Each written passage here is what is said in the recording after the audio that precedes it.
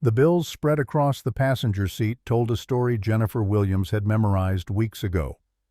Medical statements in brutal red ink. Past due notices with escalating fonts. The eviction letter, 48 hours old, its legal language translating to a simple truth: nowhere left to run. Her fingers moved through the envelope one last time, counting bills she'd already counted 4 times that morning. 200s, 420s, a crumpled 5-2 singles and 50 cents in quarters from the cup holder. $287.50. The September rain had eased to mist across western Tennessee, turning the dirt road into rust-colored sludge that clung to her sedan's undercarriage like the debt she couldn't shake. In the rearview mirror, Kate slept against her booster seat wheelchair, folded beside her, 6 years old and already carrying weight no child should know. The accident hadn't just taken Robert. It had splintered their world into before and after, leaving Jen to navigate the after with a teaching degree that barely covered rent and a daughter whose medical bills arrived with the regularity of seasons. The silver band on her left hand caught weak afternoon light. Robert's inscription inside Kate's name and their wedding date. She'd refused every pawnshop offer, though the money would have bought 2 more months of breathing room. Some anchors you didn't cut even when drowning. Her phone's GPS insisted she'd arrived, but the sign emerging from roadside weeds looked more like a threat than a welcome. Riverbend Mobile Home Community. Affordable living. Since 1972. The words had sounded almost hopeful on Craigslist 3 days ago, when desperation was still theoretical. Now, studying the sagging structures visible beyond the entrance, affordable felt less like opportunity and more like capitulation. Kate stirred, blinking awake with that moment of disorientation that always preceded recognition. Is this the place from the picture? The picture had been optimistic, Jen knew, a wide-angle shot that suggested space rather than showed decay, but she forced brightness into her voice. This is it, sweetheart. Our new home. The office sat at the park's entrance, a single-wide trailer with an American flag hanging limp beside a Navy Trident plaque. Through the window, Jen could see a man behind a metal desk, his posture military straight despite what must have been 70 years of living. She killed the engine, listening to it tick in the quiet. Stay here a minute, baby. I'll check us in. The door stuck before yielding with a groan that announced her arrival louder than any knock. George White looked up from paperwork that seemed to predate his tenure, his eyes sharp despite the weathered face surrounding them. A Vietnam-era calendar hung behind him, its photograph yellowed but carefully preserved. Whatever wars this man had fought, he'd come home carrying them. You must be Williams. The teacher. Former teacher. The correction came automatic now, a small wound she couldn't stop prodding. I'm here about the trailer. We spoke yesterday. Number 23. Been empty 8 months since Jackson left. George pulled a key from a drawer that protested with rusty complaint. His gaze moved past her to the car where Kate's shape was visible through rain-streaked glass. The wheelchair too, Jen realized. Nothing stayed private when you lived on the margins. You sure about this man place needs work? I'm sure. The lie sat heavy between them. George studied her with the patience of someone who'd learned to read desperation in all its forms. $275 a month, first month up front. No refunds once you sign. Water's included, electrics on you. Septic's shared, so don't flush anything you shouldn't. Jen counted out bills, the stack diminishing until $12.50 remained, her survival fund such as it was. George slid a lease across the desk, its terms simple enough to suggest how little protection it offered either party. Last tenant, Jackson. Andrew Jackson. George's voice carried a weight that made Jen's pen pause midway through her signature. He was good people. Former Marine, did 2 tours. Kept to himself, paid on time. Then one night, maybe 3 in the morning, I see his truck pulling out loaded with everything he owned. Did he say why, Saeed, he found something under the floor? Wouldn't elaborate. Just packed up and left that very night. George met her eyes. Didn't say voices or ghosts or any of that nonsense. Just said he felt watched, like the place was waiting for something. The words settled into Jen's stomach with a cold weight. And you're renting it again? Property's property. Whatever spooked Jackson, it didn't follow him out. George pushed the key across the desk. "But I'll tell you what I told him. Anything feels wrong, you come find me. My great-grandfather was born property in these parts somewhere around here. History matters to folks like me, even the hard parts. Especially those." Jen pocketed the key, feeling its weight against her thigh. The papers signed, the money transferred, the bridge burned. No going back now existed as more than philosophy. The drive to Trailer 23 took less than a minute, winding past units in various states of surrender. Some showed signs of life: curtains, potted plants, satellite dishes angled skyward like prayers for better reception. Others had clearly been abandoned to time and weather, their windows dark, their steps rotted through. Number 23 sat at the far end where the development met a line of Tennessee hardwoods thick enough to suggest wilderness. The 1978 Fleetwood looked better than Jen had feared, worse than she'd hoped. Its metal siding showed rust around the seams, but the structure seemed sound. The stairs needed reinforcing, but she'd seen pallets behind the office that might serve. Kate would need a ramp eventually, but eventually wasn't today's crisis.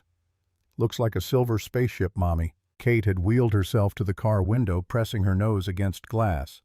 "Can we go inside?" Jen wrestled the wheelchair from the back seat, its folding mechanism fighting her tired hands. She'd learned to appreciate small victories, the chair's wheels rolling smoothly across gravel. Kate's arms strong enough to propel herself, the fact that they had anywhere to go at all. The key stuck in the lock, requiring the kind of firm patience she'd developed over months of things not quite working before the door swung inward with a metallic complaint. The smell hit first.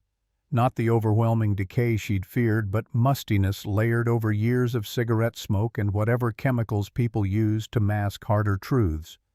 The main room stretched wider than expected, its linoleum floor cracked but intact. Fluorescent lights buzzed to life when she found the switch revealing furniture. Andrew Jackson had left behind a sagging couch, a coffee table missing one leg, a kitchen table with 2 matching chairs. Kate navigated the space with the efficiency of someone who'd learned to catalog obstacles fast. "It's okay, Mom. We can make it nice." The kitchen appliances looked older than Jen, but seemed functional when she tested them. The refrigerator hummed awake after a moment's hesitation. The stove had 2 working burners out of 4, which beat the motel's hot plate they'd been using. Running water emerged rust orange before clearing the pipes, groaning with disuse. 2 bedrooms branched off a short hallway. The larger would be hers by default, though Kate's needs would determine most furniture placement. The bathroom was cramped but accessible, its fixtures dated but operational. As trailer living went, she'd seen worse. As places to raise a daughter, it felt like failure crystallized into square footage. In what would become Kate's room, Jen found the first trace of Andrew Jackson beyond abandoned furniture. A military duffel sat in the closet, its contents neatly folded despite months of abandonment. Survival manuals filled a cardboard box beside it, their covers worn from repeated reading. A man preparing for threats he couldn't name, Jen thought, and wondered what specific demons drove Marines from their sleep. The linoleum in Kate's room showed worse wear than the rest of the trailer, peeling near the closet in a pattern that suggested water damage or something deliberately disturbed. Jen knelt, pulling at the corner where the material had separated from its underlayment. The seam lifted easily, revealing not the particle board she expected, but a clean-cut edge. Too precise for accidental damage. Too deliberate for decay. She peeled back more, following the cut line. 3 feet of carefully scored linoleum, creating a panel that could be lifted and replaced. Underneath, someone had cut the subfloor with similar precision. And taped to the wood's underside, protected in a freezer bag that crinkled under her fingers, was a journal. The cover read simply, "A J. Field Notes." Inside, Andrew Jackson's handwriting marched across pages with military precision, each entry dated and logged like intelligence reports. September 15th. Checked property records at County Courthouse. This land was Harrison Estate, 1840 to 1867. Tobacco and cotton plantation. Historical Society lists 180 enslaved people documented in 1860 census. Colonel Josiah Harrison owned it all, sold off and subdivided after war. Jen's historian training kicked in despite years away from classrooms. Harrison Estate. She'd heard the name in graduate seminars, one of Tennessee's larger plantations, notable for surviving Sherman's Western campaigns intact, only to collapse financially during Reconstruction. But she'd never seen it connected to this specific location. The entries continued Jackson's investigation, deepening with each page. September 22nd. Floor sounds hollow beneath bathroom. Used acoustic method knocking listening for echo. Not normal crawl space depth. Estimate 8 to 10 feet of void below trailer foundation. Inconsistent with standard construction. A crude sketch showed the trailer's floor plan measurements, noted at corners acoustic test results marked with precise notation. Jackson had approached this like a military operation, methodical and thorough. September 29th. Historical Society confirmed rumors about Harrison family. Thomas Harrison, younger brother to Colonel Josiah, married woman named Margaret. Local legend says they were abolitionist sympathizers, but no evidence ever found. Society president said treasure hunters looked for safe room in the 1980s and 90s. Nothing discovered. Most historians consider it myth. The journal's tone shifted in later entries, excitement bleeding through professional distance. October 1st, bathroom floor tiles loose in corner. Investigated. Someone cut the subfloor deliberately. Found metal rings set into wood frame. This isn't damage. This is access. October 3rd. Opening it tonight. If you're reading this, I didn't imagine it. Whatever's down there is real. The journal ended. No further entries. Just empty pages and the knowledge that Andrew Jackson had opened whatever lay beneath and fled the same night. Jen sat back on her heels, Kate's voice drifting from the main room where she was arranging her stuffed animals on the couch. The smart thing would be calling someone. The County Historical Society. Maybe even George White, who'd made it clear history mattered to him.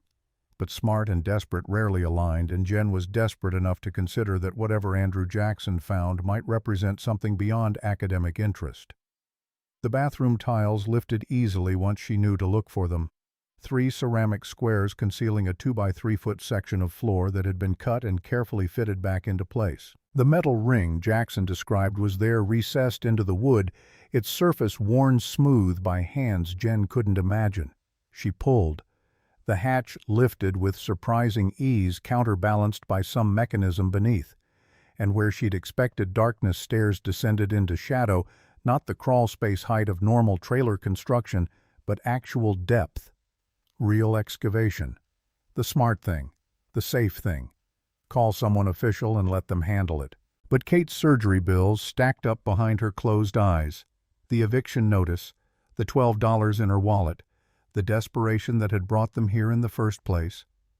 Stay in the living room, baby. Mommy's checking something. Kate's okay drifted back, already distracted by her book. Jen used her phone's flashlight, the beam cutting through darkness that felt older than it should. 12 rungs descended, not 7, not the quick drop of a basement, but the deliberate depth of something meant to stay hidden. The air rising from below carried cold that had nothing to do with September weather, a chill that suggested earth and time and secrets kept. The latter ended on packed earth. Her flashlight swept across brick walls, not the cinder block of modern construction, but handmade brick with irregular shapes that screamed antebellum craftsmanship. The chamber stretched 12 feet square, its vaulted ceiling arching overhead in a pattern she'd only seen in historical photographs. Wall niches had been carved into the brick at regular intervals, empty now, but clearly designed for storage. Oil lamps hung from iron hooks, their glass chimneys intact, despite decades or more of abandonment. A wooden chest sat in the far corner, its lock rusted but still engaged. And along one wall someone had painted words in fading white, "Freedom Station, all welcome." Jen's historian brain cataloged details even as her hands shook. The brick pattern dated to 1850s at latest. The mortar composition looked period correct. The construction quality suggested skilled labor and significant time investment. This wasn't some modern root cellar or storm shelter. This was deliberate, historical, and exactly the kind of structure abolitionists would have built to hide people running north. The chest's lock surrendered to a rock from the floor rust crumbling under impact. Inside oilcloth had been wrapped around contents with the care of someone preserving precious cargo. Jen's fingers found fabric first unfolding to reveal a woman's dress from the 1860s, its high collar and simple cut suggesting Quaker or abolitionist sensibilities. Beneath it, glass bottles still sealed their labels, faded but legible: laudanum, willow bark extract, carbolic acid, medical supplies. A field hospital's worth of treatments preserved against the day when wounded people might need tending. But the bottom layer made her breath catch. A leather document case, its surface cracked with age but intact enough to protect what lay inside. She opened it with shaking hands. Letters, dozens of them written in careful script on paper that felt like history made tangible. My dearest sister Anna, October 1863. The work continues beneath our feet, though not beneath Josiah's notice, thank Providence. He suspects Thomas of Confederate sympathies insufficiently robust, which serves our purposes well. Better thought lukewarm rebel than discovered abolitionist. Last week brought a family of 5 through the station. The father had been beaten terribly for a failed escape attempt 2 years prior. His back bore scars I shall not detail here, knowing your sensitivity. Maggie tended his wounds while I arranged passage north through our friends in Kentucky. They left 2 nights past, God willing, bound for Cincinnati by week's end. The printing press you sent via Thomas's merchant contacts arrived safely. We have begun producing freedom papers, though the forgery weighs heavy on my conscience. Maggie reminds me that unjust laws deserve no respect, that we forge documents of truth the slaveholders deny. Still, I wonder what judgment awaits those who lie for righteous cause. 287 souls have passed through our chambers since we began this work. 287 universes of hope, each carrying dreams of lives lived free. If we are discovered, the consequences will be severe. But how can we not act when action is possible? How do we face our God knowing we turned away His children in need, your brother in Christ and conscience? Thomas Harrison. Jen's hands trembled as she set the letter down. Thomas Harrison. Not the colonel who owned the plantation, but his brother, the one who'd married someone named Maggie and turned their home into a station on the Underground Railroad, the one historians had dismissed as legend because no physical evidence existed. Until now. More letters revealed the network.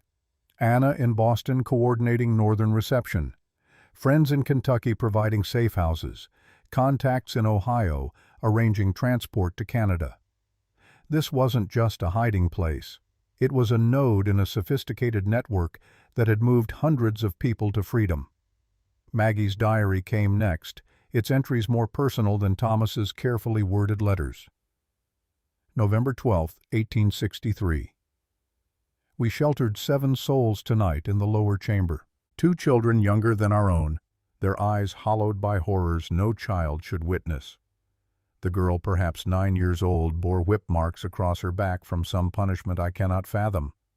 I tended her wounds while Thomas prepared their documents. How can Josiah sleep knowing children freeze in those slave quarters not 200 yards from his warm bed? How can he justify owning human beings while claiming Christian faith? My brother-in-law speaks of property rights and economic necessity of traditions and civilized society. But there is nothing civilized in the crying I hear from those quarters on cold nights. Thomas says I must not let anger cloud caution. Our work depends on secrecy, on maintaining the facade of loyal family members who question nothing. But the weight of pretending grows heavier each day. The pages continued documenting 3 years of operation. Names recorded carefully: Moses, Ruth, Samuel, Mary, Lucy, Grace. Each entry noted arrival date, condition treatment provided, and departure details. Some marked successful journey to Canada. Others ended with simple crosses, the ones who didn't make it. At the bottom of the case, Jen found cloth samples with quilt patterns sewn in careful stitches. Each pattern accompanied by notes in Maggie's hand explaining the code. Flying geese meant follow north. Bear's paw indicated dangerous territory, take mountain routes. Crossroads meant wait for guide. the Underground Railroad's silent language preserved in fabric and thread. A child's wooden doll lay wrapped separately, its features worn smooth by small hands. The name Lucy had been carved into its base. Jen thought of the diary entry mentioning a 9-year-old girl and wondered if this was her possession left behind in the rush toward freedom or lost in darker circumstances. The medical supplies told their own story. Silver nitrate for wound treatment, quinine for malaria, willow bark for fever, carbolic acid for surgery. Someone had assembled a field hospital's worth of supplies preparing to treat injuries and illnesses that wouldn't receive legitimate medical care. The bone saw in its leather case made Jen's stomach turn, but she understood its necessity. Sometimes, freedom cost pieces of yourself. A tin daguerreotype case sat empty, whatever image it had held, long since removed or lost. But on its interior lid an inscription remained, "For those we could not save, remember them, Mom." Kate's voice drifted down from above, pulling Jen back to the present. "What are you doing?" The question carried innocent curiosity, but it demanded an answer Jen wasn't ready to formulate. She was holding evidence of heroism and tragedy of ordinary people doing extraordinary things at extraordinary risk. She was touching history that could rewrite understanding of Tennessee's role in the Underground Railroad. She was standing in a chamber where 287 people had hidden, hoping for freedom most would never fully achieve. And she was desperate enough to wonder what this discovery might mean for a woman with $12 and a daughter who needed surgery. "Just checking for water damage, sweetheart. I'll be right up." The lie tasted necessary, but wrong. Above Kate's wheelchair rolled across linoleum toward her books, trusting her mother to handle adult complexities she couldn't yet understand. Jen looked at the documents spread around her at evidence that demanded professional handling and historical preservation. The right thing was obvious. Call authorities, protect the site, let experts manage what she'd found. But the right thing didn't pay for Kate's surgery, didn't erase eviction notices, didn't solve the desperation that had brought them to a rusted trailer with $12 between them and complete destitution. She gathered the documents carefully, wrapping them back in oilcloth, returning them to the chest. Whatever decision came next needed thought, needed planning. For tonight, they needed to unpack their meager belongings and pretend this was simply a new home, not a historical powder keg that could explode in any direction. The climb back up felt longer than the descent, each rung carrying weight beyond physical exertion. At the top, she lowered the hatch, carefully replaced the cut tiles, and pulled the linoleum panel back into position. Unless you knew to look, nothing suggested the floor was anything but ordinary wear. Kate had arranged her stuffed animals on the couch in careful order, each positioned with the deliberate care of a child creating stability from chaos. Lucy the Brave. A battered bear named Professor Buttons, a rabbit missing one ear. Her family assembled and accounted for. "You okay, Mommy? You look funny." Jen forced brightness she didn't feel. "Just thinking about all the organizing we need to do." "You hungry?" The refrigerator held their meager groceries, bread, peanut butter, apples, milk that would last 3 days if they were careful. Jen made sandwiches while Kate described how she'd arrange her bedroom, her voice bright with plans that assumed tomorrow would arrive with possibilities instead of problems. They ate on the couch, Kate's legs dangling, Jen's mind churning through scenarios. Call the Historical Society and risk losing control of the discovery. Contact a university and watch academics take credit while offering nothing material in return. Tell George White and hope his family connection meant something beyond sentiment. Keep silent and figure out if there was any way to leverage this finding into actual survival. A knock interrupted dinner, sharp and authoritative.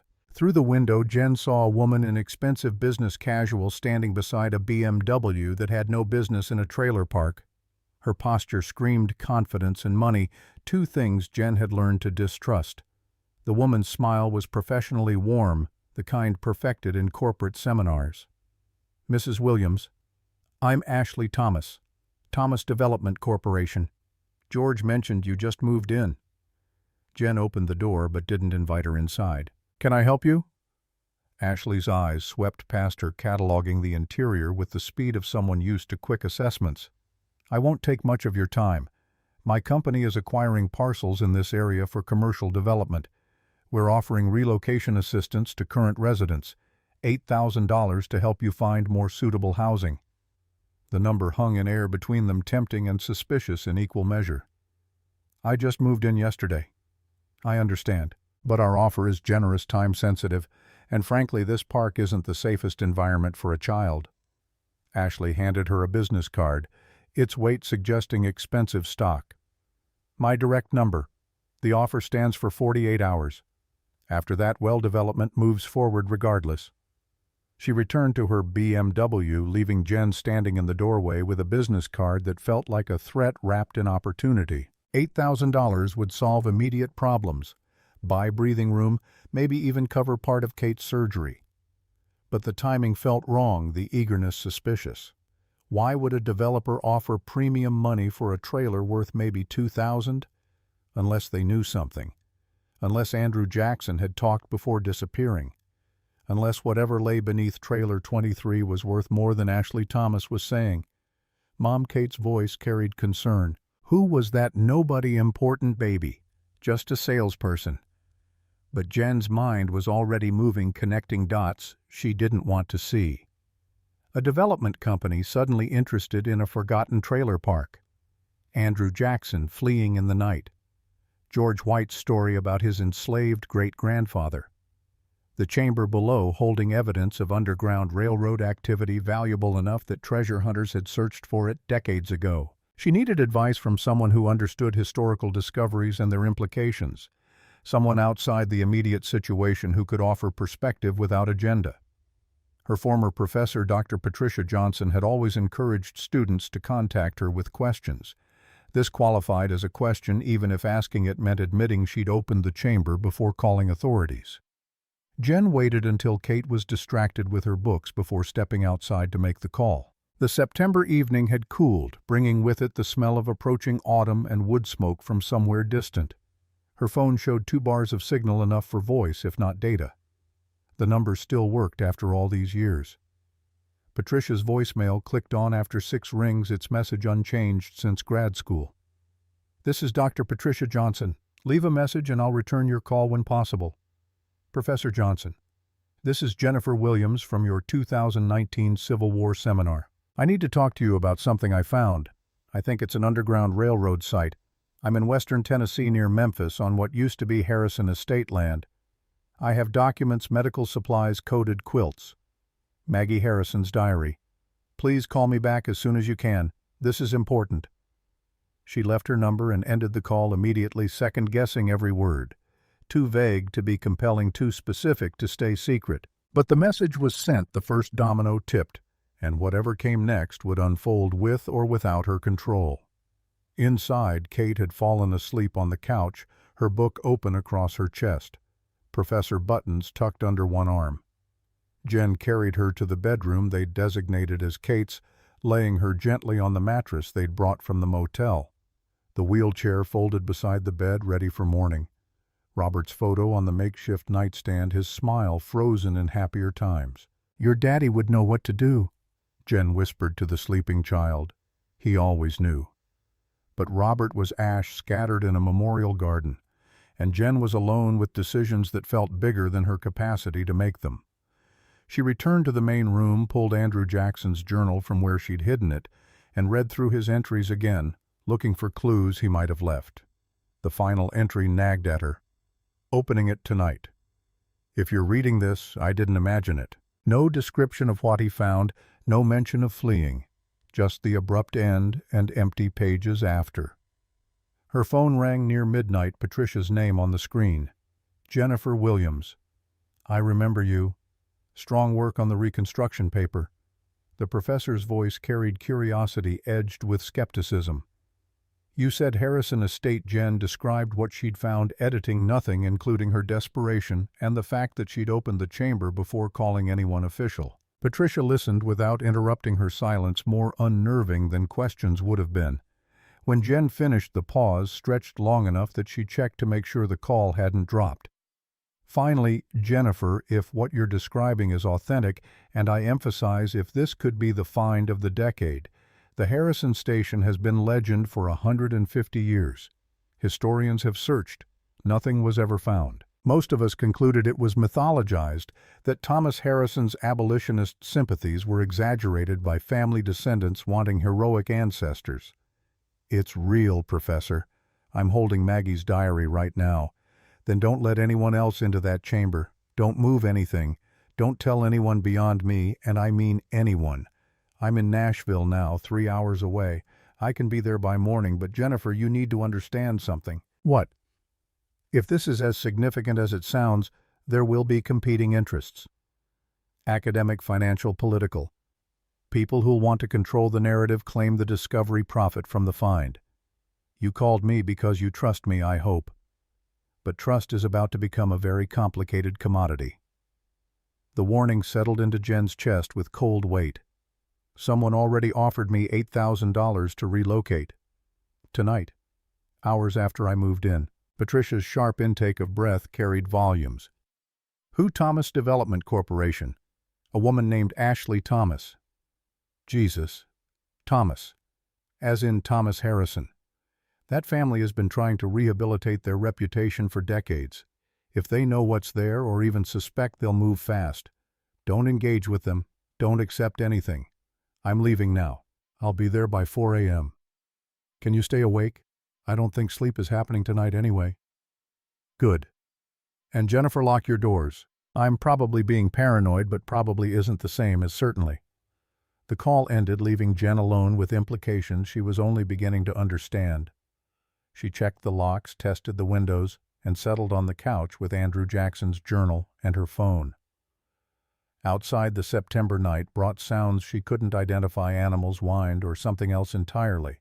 The trailer creaked and settled around her, old metal contracting in cooling temperatures, or maybe just the weight of history pressing down through thin floors. At 2 a.m. headlights swept across her window. Not Patricia, too early for that.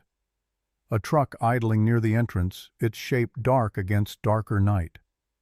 Jen watched it sit there for 5 minutes before it pulled away slowly, as if the driver was memorizing the layout or marking something for later return. At 3:30 her phone buzzed. Patricia, 20 minutes out. Stay inside until you see my car. Silver Honda CR-V. But when headlights appeared at 3:50, they belonged to a pickup truck that pulled directly to her trailer. A man emerged, tall and confident, wearing a windbreaker that caught her porch light. He knocked firmly, the sound carrying authority that made Jen's stomach tighten. Mrs. Williams. I'm Dr. Mark Anderson from the University of Tennessee. Professor Johnson called our department about a potential historical find. She's delayed in traffic, asked me to start the preliminary assessment. Jen kept the chain lock engaged, studying him through the gap. He showed credentials, a university ID that looked legitimate, business cards that matched his introduction. Everything about him screamed professional and trustworthy. Everything except the timing. Professor Johnson said she'd be here by 4. Jen kept her voice neutral. Traffic accident on I-40 has her stuck near Dixon. She called me an hour ago, asked me to get started since I'm local. He smiled reassuringly. I specialize in antebellum archaeology and underground railroad sites. If what you found is authentic, we need to secure it properly before dawn. Word gets out about discoveries like this, treasure hunters show up fast. The logic made sense. The credentials looked real. But Patricia's warning echoed, trust is about to become complicated. I'd rather wait for Professor Johnson. Mark's smile never wavered. Of course, I understand completely. But maybe I could just see the entry point. From your floor level, no descent. Just verify the construction is period correct so we know what resources to bring. 5 minutes and I'll wait in my truck until Professor Johnson arrives. Jen's exhaustion and his reasonableness wore down her resistance. She unchained the door, let him inside, and led him to Kate's room where the hatch lay hidden beneath linoleum. He knelt, examining the cut edges with what seemed like professional interest. Precision work. Definitely deliberate construction. Can I just lift the edge here? Before Jen could answer, he'd pulled up the panel, revealing the hatch. His flashlight beam swept the chamber below, and she watched his expression shift from academic interest to something harder. "You've been down there." It wasn't a question. Jen nodded. "What did you find?" "Documents, medical supplies, a chest full of artifacts." Mark stood pulling out his phone. "Mrs. Williams, you've discovered something extraordinarily valuable. From what I can see, this is authentic period construction. The historical significance alone is—" A car door slammed outside. Through the window, Jen saw Patricia running toward the trailer, her face tight with alarm. Behind her, a sheriff's vehicle pulled in, lights off but present. Mark's expression shifted, professional mask slipping to reveal calculation beneath. He reached for the hatch as if to descend, but Patricia was already through the door. "Step away from there, Dr. Anderson." Her voice carried authority Jen had never heard in classroom lectures. "Patricia, I was just doing preliminary. Save it." She turned to Jen. "Did he touch anything in the chamber?" "No. I didn't let him go down. Thank God." Patricia pulled out her phone, showing a screen to Mark. "This is Sheriff Bradley. He's been investigating artifact theft rings operating across Tennessee. Funny thing, Dr. Anderson, your name appeared in connection with 3 sites that were looted before authorities could secure them." "Want to explain that?" Mark's jaw tightened. "I don't have to explain anything without legal counsel." "You're right. You can explain it to the sheriff." Patricia nodded toward the door, where Kenneth Lee now stood in the opening, his National Park Service badge visible on his belt. "Agent Lee, this is the chamber I described." Kenneth's eyes moved from Mark to the hatch to Jen. "Ma'am, I'm going to need you to step back while we secure this site.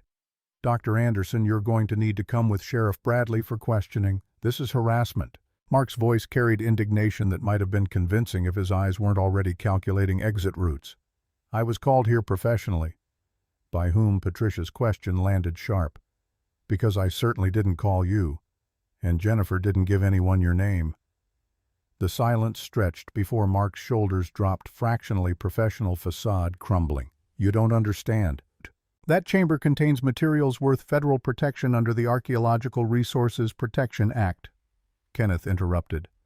"Removing artifacts from a potential National Historic Site is a felony. Right now, you're just guilty of trespassing. I suggest you don't make it worse." Sheriff Bradley stepped inside, hand resting casually on his belt near his weapon. "Dr. Anderson, let's take a walk." After they left, Jen sank onto Kate's bed, adrenaline finally catching up to her. Patricia sat beside her, the professor's usual academic composure replaced by something more human. "How did you know Mark Anderson has been on our radar for months? He's a real professor, which makes it worse. Uses his credentials to get early access to sites, then quietly moves valuable artifacts through private collectors before official documentation happens. When you described what you found, I knew he'd come sniffing. I just hoped I'd get here first." "But how did he know I didn't tell anyone except you?" Patricia's expression darkened. "That's what worries me. Either he has contacts monitoring historical society databases, or someone else knows about this chamber and hired him to secure it quietly. Ashley Thomas." Jen pulled out the business card. "She offered me $8,000 to relocate, hours after I moved in. Thomas Development." Patricia took the card, studying it like evidence. "Jennifer Thomas is Thomas Harrison's family name. That woman might be a direct descendant of the man who built this station. If she's trying to buy you out before the site goes public, she wants to control the discovery. Or bury it. Not every family wants their abolitionist ancestors celebrated. Some consider it a stain on their heritage." Patricia stood, moving to the hatch. "With your permission, I'd like Agent Lee to start preliminary documentation. We need to photograph everything in place before anything gets moved." Jen thought of Kate sleeping in the next room, of the $12 in her wallet of $8,000 that could solve immediate problems. Of 287 people who'd hidden in that chamber hoping for freedom they might never fully achieve. Do it. "And Professor, whatever happens with this, I need you to promise something. What if there's any way this discovery can help my daughter, help us survive while doing right by history, you'll find it. I didn't make this discovery for money, but I'm not naive enough to think money doesn't matter. Kate needs surgery I can't afford. I need that to be part of whatever comes next." Patricia met her eyes and Jen saw understanding there. "History doesn't feed children. I'll make sure you're protected financially and legally. You have my word." Through the window, dawn was breaking over western Tennessee, washing the trailer park in light that suggested new beginnings or exposed harsh realities depending on perspective. Kenneth and Patricia descended into the chamber while Jen sat on the couch watching her daughter sleep, wondering what exactly she'd set in motion with one phone call, and whether the railroad that had carried 287 souls to uncertain freedom might somehow carry her family to something resembling safety. Kenneth's team arrived before Kate woke, transforming the trailer park into something resembling a crime scene crossed with an archaeological dig. Yellow tape cordoned off Trailer 23 and the surrounding units. 2 National Park Service vehicles blocked the entrance. A generator hummed to life, powering lights that would illuminate the chamber for proper documentation. Patricia supervised equipment setup with the precision of someone who'd done this before. Professional cameras calibrated lighting, environmental sensors to monitor temperature and humidity. A conservator named Melissa Thompson unpacked archival supplies, her gloved hands moving with the reverence reserved for fragile history. Jen watched from her doorway, feeling simultaneously crucial and peripheral. This was her discovery, her home, her gamble on calling the right people. But already the machinery of historical preservation was taking over, transforming personal crisis into public interest. George White appeared carrying coffee in a thermos that looked military surplus. "Thought you might need this." His eyes tracked the activity with something between approval and wariness. "Never seen this much attention paid to Riverbend since the '78 tornado took out half the park." "Thanks." Jen accepted the cup, letting warmth seep into hands that hadn't stopped shaking since Mark Anderson's arrival. "I'm sorry for the disruption. Disruption's temporary. History's permanent." George's gaze settled on Kenneth emerging from the chamber with a clipboard. "That man seems to know what he's doing. Patricia vouches for him. Then I expect he's trustworthy." George paused, something working behind his weathered features. "There's something I need to show you. Something I should have mentioned yesterday, but old habits die hard. Military teaches you to keep secrets, even when sharing might serve better." He returned to his truck, emerging with a shoebox that had seen decades of storage. Inside, protected by tissue paper yellowed with age, lay a photograph. The image showed 2 families arranged in formal pose, the kind of studio portrait popular in the 1890s. Mixed race, dressed in their finest expressions, carrying weight that suggested this gathering meant something beyond typical family documentation. George pointed to a young man, maybe 20 years old, standing in the back row. "That's my great-grandfather, Samuel White. Born enslaved somewhere in this area, 1844 according to records. Escaped in December 1864, made it to Chicago, became a carpenter. Had 5 children. I'm here because he was brave enough to run." Jen studied the photograph, recognition stirring. December 1864. Maggie's diary mentioned a December arrival. A young man alone, injured from his escape attempt. The back of the photograph carried an inscription in faded ink, "Harrison Station Reunion, Nashville, 1894. 30 years after the war, survivors and conductors gathering to acknowledge what couldn't be spoken publicly when it mattered most." George unfolded a single sheet of paper, its edges brittle with age. Samuel kept this. Just a few lines, but he preserved them carefully. "His granddaughter gave me this before she died in 2003. The handwriting was unpracticed but determined. December 1864. The woman with kind hands. Mrs. Maggie give us bread and told us, 'Jesus loved us free people same as slaves.' I believed her. First white person I ever believed meant it when they said that. Her husband, Mr. Thomas, give me this map and said, 'Follow the drinking gourd north.' Said, 'You're free now, but you must run hard.' I run. I'm writing this in Chicago, where winter is cold, but I am free." Jen's throat tightened. The capital letters on that final word carried force across 160 years, a declaration that demanded acknowledgement. "I never told anyone about this photograph." George's voice carried roughness that suggested emotion held tight. "Never showed the diary entry. Seemed like private family history, not something for public consumption." But if that chamber down there is where my great-grandfather found his freedom, people deserve to know. He deserves to be remembered." Patricia had emerged from the chamber during this conversation, her expression shifting as she absorbed George's revelation. "Mr. White, would you be willing to donate this photograph and document to the site archive? With your family's permission, they could be displayed alongside Maggie's diary. The personal connection between conductor and refugee documented and preserved. On one condition." George's jaw set with determination that suggested non-negotiation. "That photograph gets displayed prominently, not hidden in some back corner. And Maggie Harrison gets credited properly. She deserves recognition for what she risked." "Agreed." Patricia extended her hand. "You'll be consulted on all exhibition decisions involving your family's materials. This is partnership, Mr. White, not appropriation." The handshake sealed something beyond legal agreement. Jen watched two people from wildly different backgrounds finding common ground in shared commitment to honoring courage neither had personally witnessed, but both felt obligated to preserve. Kenneth called from inside the trailer, his voice carrying urgency that brought everyone running. "We found something. Behind the brick wall false panel, there's a second chamber." The archaeological team had been methodically photographing the first chamber when Laura Clark, the architectural historian, noticed mortar inconsistencies along one wall.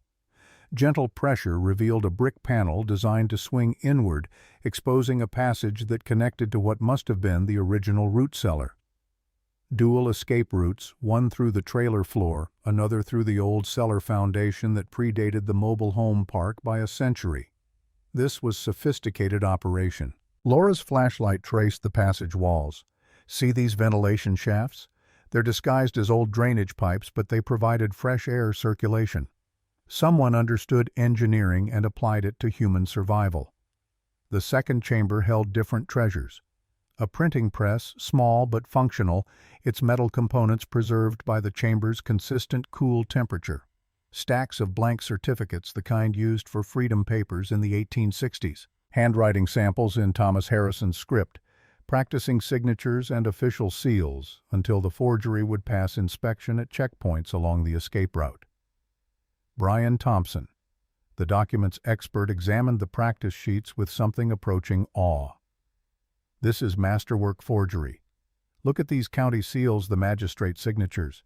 He didn't just copy, he understood the bureaucratic language, the legal phrasing that would make these papers credible under scrutiny. More letters emerged from oilcloth, wrapping these addressed to Anna in Boston. The correspondence revealed a network extending from Tennessee through Kentucky and Ohio to Massachusetts and finally Canada.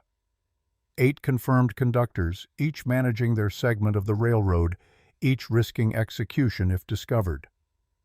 One letter stopped Jen cold Anna.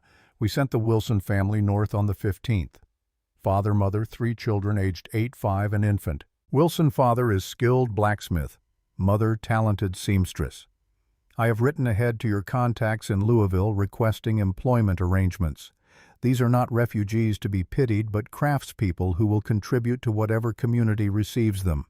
Treat them as equals, sister, not charity cases.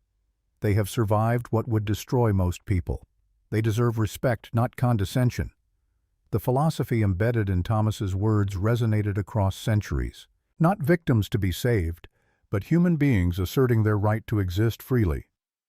Kate woke to organized chaos, wheeling herself to the doorway where strangers documented her bedroom floor. "Mom, what's happening?" Jen knelt beside the wheelchair, searching for words that would make sense to 6-year-old understanding. "Remember how Daddy used to say our house was full of stories? Well, this trailer has stories too. Really old, really important stories. These people are making sure those stories get told properly. Are we in trouble?" "No, baby. The opposite. We found something valuable and we're protecting it." Patricia approached, lowering herself to Kate's eye level. "You must be Kate. I'm Dr. Johnson, your mom's old professor. Want to help us with something important?" "What kind of help? We're photographing everything in those chambers, but adult eyes sometimes miss details. Children notice different things. Would you be willing to look at some photographs and tell us what you see?" The invitation transformed Kate from displaced child to participant. She wheeled herself to the makeshift workstation Patricia had established on the kitchen table, studying images with the focus of someone taking the assignment seriously. After 15 minutes, Kate pointed to a photograph of the chamber wall. "What's that?" Patricia enlarged the image. "Where, sweetheart? Those scratches. They're not just scratches. They're pictures." The archaeological team clustered around the screen. What Kate had identified as pictures, what adults had dismissed as random damage, resolved into deliberate marks when viewed with fresh perspective. Simple figures holding hands, an arrow pointing north, a smaller figure, child-sized, positioned between two larger ones. They drew their family. Kate's voice carried certainty. "See baby sister too. They wanted people to know they were together." The discovery made the local news that evening, but the story that emerged bore only passing resemblance to reality. "Alleged Underground Railroad site under investigation," ran the headline, the word alleged carrying skepticism that felt intentional. A historian Jen didn't recognize appeared on camera, expressing caution about premature conclusions, noting that Tennessee had seen numerous hoaxes regarding Underground Railroad sites in previous decades. Social media proved less restrained. Theories proliferated faster than Kenneth's team could document artifacts. Some claimed government conspiracy, others suggested archaeological fraud. A blogger with apparent credentials questioned whether a single mother might have planted materials for financial gain from grants or museum sales. Kate found the comments during an unguarded moment with Jen's laptop. "Mommy, why are people being mean? Why do they say you're lying? Because people fear what challenges, what they think they know." Jen closed the laptop, wishing she could close the damage as easily.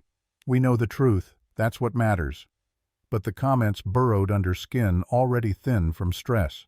Every decision felt scrutinized, every choice potentially misinterpreted as suspicious. When Patricia suggested Jen avoid media contact until authentication was complete, the advice felt both protective and isolating. 6 weeks transformed the site from discovery to documentation project. The third chamber was accessed through deteriorating tunnel that required structural reinforcement before archaeological work could proceed safely. What they found inside rewrote assumptions about the station's operations. The printing press had been the secondary tool. The primary equipment was more ambitious, a complete forging operation. Metal stamps for official seals. Ink formulas recorded in Thomas's handwriting. Paper stock that matched government issue from the 1860s, suggesting theft or black market acquisition. This wasn't just producing freedom papers. This was creating documentation sophisticated enough to survive scrutiny from authorities trained to detect forgery. Melissa's conservation work revealed layers to Maggie's diary that initial reading had missed. Entries written over years showed evolution from hesitant participant to committed conductor. Early entries carried guilt and fear. Later ones demonstrated strategic thinking and operational sophistication that suggested Maggie had become a leader within the network, not just Thomas's assistant. March 1863. I fear discovery constantly. Each knock might be the patrol. Each visitor might be the informant who brings our work crashing down. November 1863. We have refined our procedures. Kitchen deliveries provide cover for midnight arrivals. The root cellar entrance allows departure before dawn without risk of witnesses. I no longer fear the work. I fear stopping it. January 1864. Thomas says we have helped over 200 souls find freedom. The number seems impossible until I remember each face, each name, each story. Moses with his scarred back. Ruth, who sang hymns while I tended her frost-damaged feet. Samuel, whose eyes held hope I'd never seen in a young man before. They are not numbers. They are proof that courage compounds when people choose action over comfort. Kate's role evolved beyond initial photograph analysis.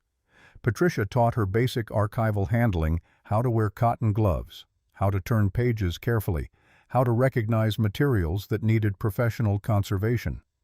The 6-year-old became unofficial junior archivist, her wheelchair no impediment to careful work at table height.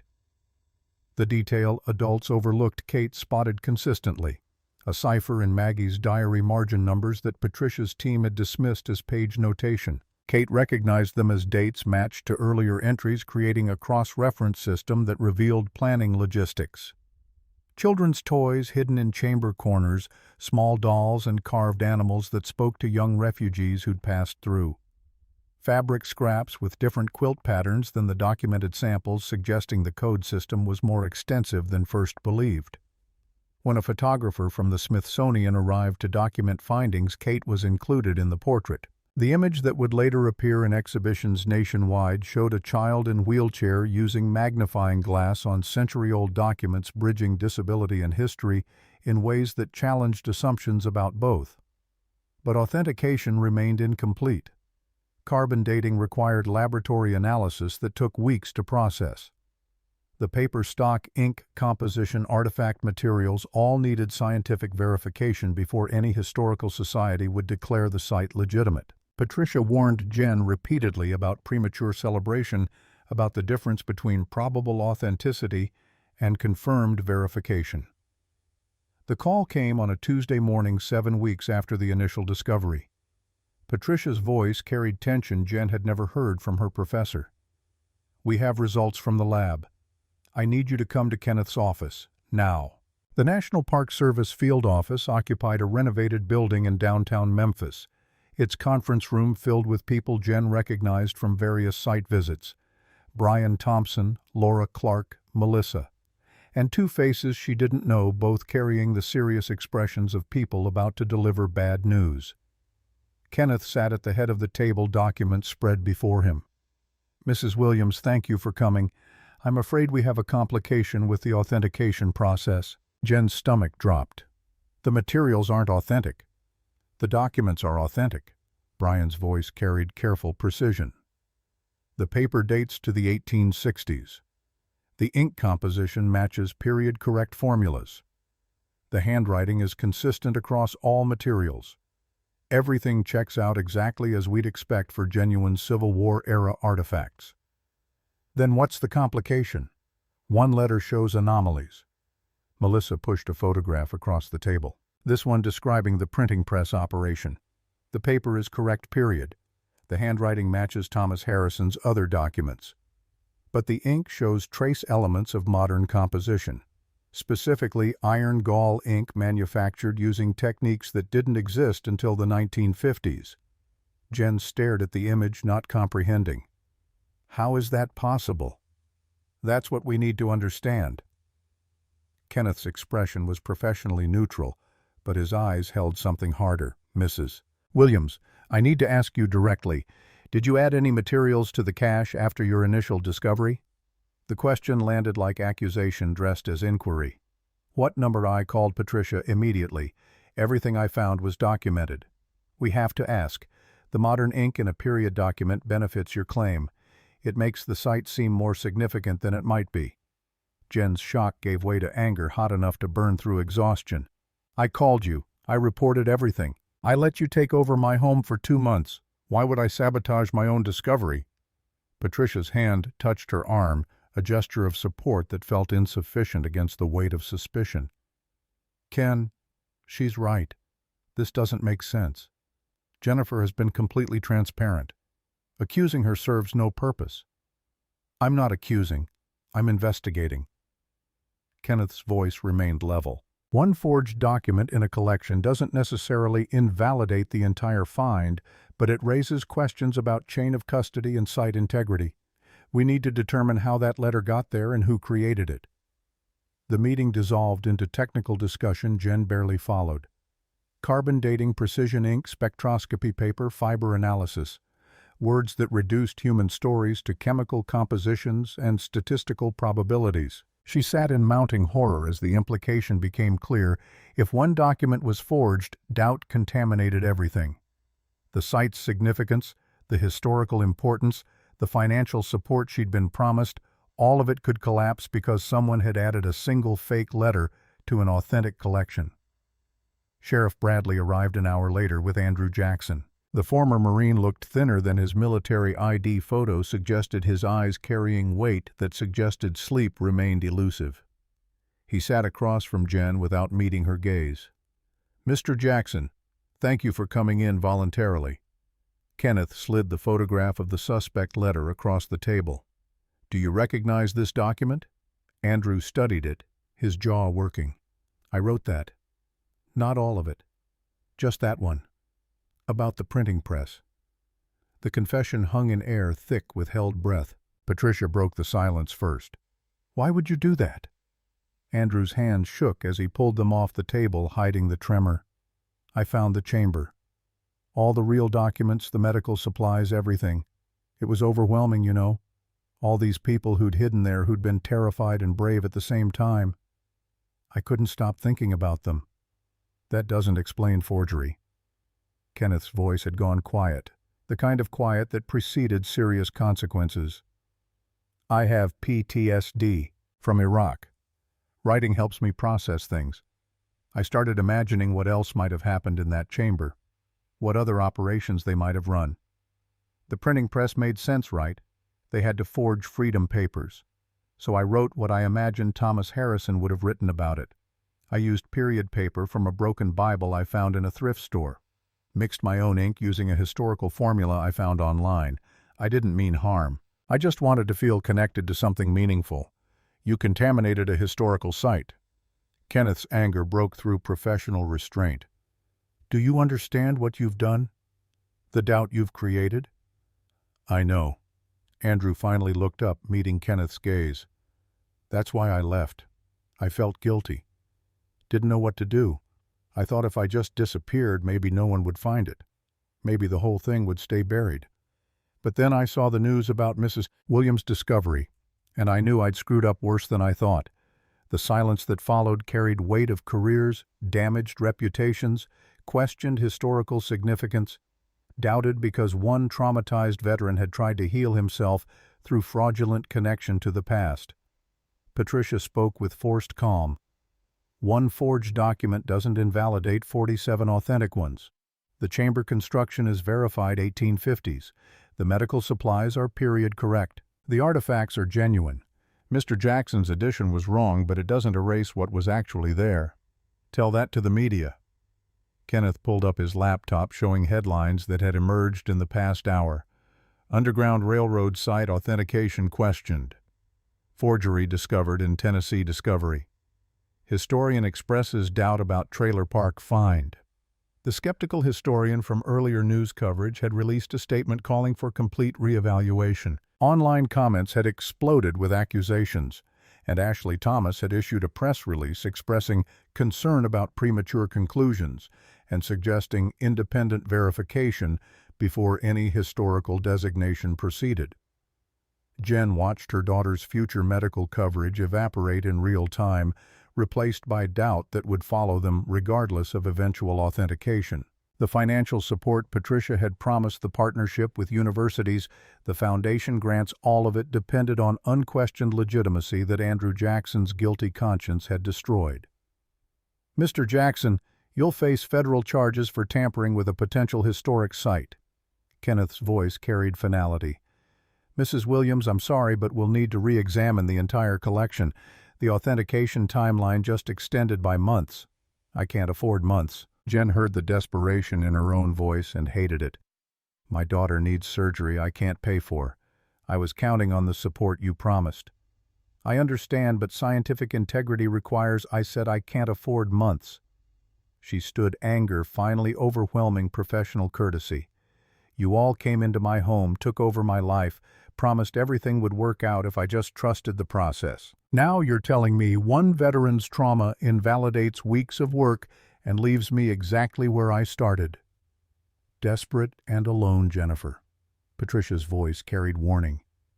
"No." Jen rounded on her former professor. "You promised financial protection. You said I'd be taken care of.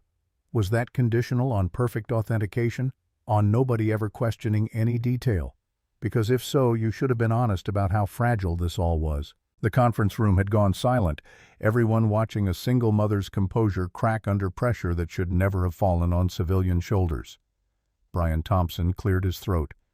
"Mrs. Williams, I understand your frustration, but for what it's worth, I've examined 47 authentic documents from this site. That's 47 pieces of evidence proving the Harrison Station existed and operated successfully. One fake letter written by a troubled veteran doesn't change the fundamental truth you discovered one of the most significant Underground Railroad sites ever documented in Tennessee. The media won't care about nuance, they'll care about controversy. Then we give them different story." Patricia pulled out her phone. "Press conference. Today. We present findings, transparently acknowledge the Jackson forgery, and emphasize that his addition actually proves the site's significance." How does forgery prove anything? Because Andrew Jackson's document is the only modern element in a collection otherwise dating to the 1860s. Think about it. If this were elaborate hoax, everything would be fake, or everything would be real. The presence of one modern forgery among authentic materials actually validates the authentication process. It proves we're examining carefully enough to catch anomalies. The logic was sound enough that Kenneth's expression shifted from anger to consideration. We'd have to be completely transparent. Show all our work, admit the error, demonstrate our authentication methodology. And we'd need Andrew Jackson to participate. Patricia turned to the veteran. "Mr. Jackson, you made a mistake that hurt people, but you can also help fix it. Public confession, explanation of your process. Cooperation with re-authentication. Show people what genuine accountability looks like." Andrew nodded slowly, relief and dread mixing in his expression. "I'll do whatever helps. I never meant to cause this mess." The press conference assembled faster than Jen thought possible. Patricia's academic connections provided a venue at the University of Memphis. Kenneth's federal authority lent credibility. Brian and Melissa prepared technical presentations demonstrating authentication methodology, and Andrew Jackson, pale but determined, agreed to face cameras and explain his actions. The room filled with journalists, historians, and curiosity seekers drawn by controversy. Jen sat in the front row beside Kate, whose small hand gripped hers with the intensity of someone who understood more than her age suggested she should. Kenneth spoke first, laying out the discovery timeline with clinical precision. The chamber's construction, the artifacts recovered, the documentation process. Then he dropped the news about the forged letter with the same matter-of-fact tone, refusing to treat it as scandal. Brian followed with technical presentation that lost most of the audience but established the authentication methodology's rigor. 47 documents verified through multiple testing protocols. Chamber construction confirmed through architectural analysis and carbon dating. Artifacts matched to period manufacturing techniques. Then Andrew Jackson approached the microphone and the room went quiet. "My name is Andrew Jackson. I'm a Marine Corps veteran and I suffer from PTSD. When I found the Harrison Station chamber, I did something incredibly stupid and deeply wrong. I added a forged letter to the authentic collection because I wanted to feel connected to history that mattered. I used my knowledge of historical research to create something that looked period appropriate. And when guilt caught up with me, I ran, instead of admitting what I'd done." His voice broke, but he pushed through. "What I did was criminal. I accept that. But I also want to be clear, everything else in that chamber is real. The medical supplies, the other documents, the artifacts, all of it existed before I ever arrived. My forgery doesn't change the fact that Maggie and Thomas Harrison risked their lives to help 287 people escape slavery. My crime was adding one false document to a collection that proves extraordinary courage.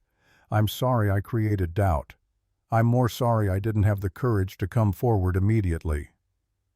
The skeptical historian from earlier news coverage stood, his expression conflicted. "Mr. Jackson's confession is appreciated, but how do we trust the remaining documents weren't also compromised?" Patricia rose, her professor voice cutting through murmurs. "Dr. Harrison, your skepticism is appropriate. That's why we've subjected every item to multiple authentication protocols. The results are publicly available, including our methodology, so any researcher can verify our work. The presence of one modern forgery actually strengthens rather than weakens our confidence in the authenticated materials. It proves our process works." A blogger from the back raised her hand. "Mrs. Williams, you're the one who discovered this site. What's your response to suggestions that you might have planted materials for financial gain?" Jen stood feeling Kate's hand slip from hers. "I'm a former history teacher who spent her last $287 to rent a trailer for my disabled daughter. I didn't know what was under my floor until I found it. I called experts immediately. I've cooperated completely with every investigation. If I'd wanted to create a hoax for profit, I would have done a better job of it. I certainly wouldn't have included a forged document that creates exactly this kind of doubt." Her voice steadied as anger gave way to something harder. "But here's what I know for certain: 287 people hid in that chamber hoping for freedom. Their names are recorded in Maggie Harrison's diary. Their courage isn't diminished because a traumatized veteran added one false letter. And if anyone thinks financial desperation would drive me to dishonor their memory, you fundamentally misunderstand both desperation and honor." The room erupted in questions, but Jen sat down, done performing for cameras and skeptics. Kate leaned against her, solid and present. "That was really brave, Mom. I learned from the brave girl in my life." The media coverage shifted after the press conference. Not universally, but enough. Several historians who'd expressed skepticism issued statements acknowledging the authentication process appeared sound. The blogger who'd questioned Jen's motives published a retraction and apology. Andrew Jackson faced federal charges but received surprising public sympathy from veterans organizations highlighting PTSD's impact. And then, Ashley Thomas filed a lawsuit. The legal documents arrived via process server 3 days after the press conference. Thomas Development Corporation versus National Park Service, Jennifer Williams, and George White. The suit claimed wrongful interference with legitimate property development, sought $2 million in damages, and demanded immediate cessation of all archaeological work pending court resolution. Jen stared at papers that represented more money than she'd see in a lifetime, feeling the walls close in again. Patricia had promised financial protection, but protection from what? Not from corporations with lawyers who billed more per hour than Jen earned in a week. George appeared at her door that evening, his own copy of the lawsuit in hand. "They're coming after both of us, trying to shut this down before it goes any further. Why you just manage the park. I'm listed as co-guardian of the site. Kenneth got me to sign paperwork formalizing my family's interest." George's expression carried grim satisfaction. "Ashley Thomas doesn't want this chamber associated with her family name. Better to bury it under shopping center than admit her ancestors helped slaves escape." Can they win? With enough money, corporations can win anything for a while. But Patricia's calling in favors. Legal defense fund through the National Trust for Historic Preservation. Pro bono lawyers from civil rights organizations. "We're not fighting alone." The words offered comfort Jen couldn't quite accept. Alone or supported, the machinery grinding toward them carried weight that could crush regardless of righteousness. The knock came near midnight, pulling Jen from sleepless worry into different kind of alertness.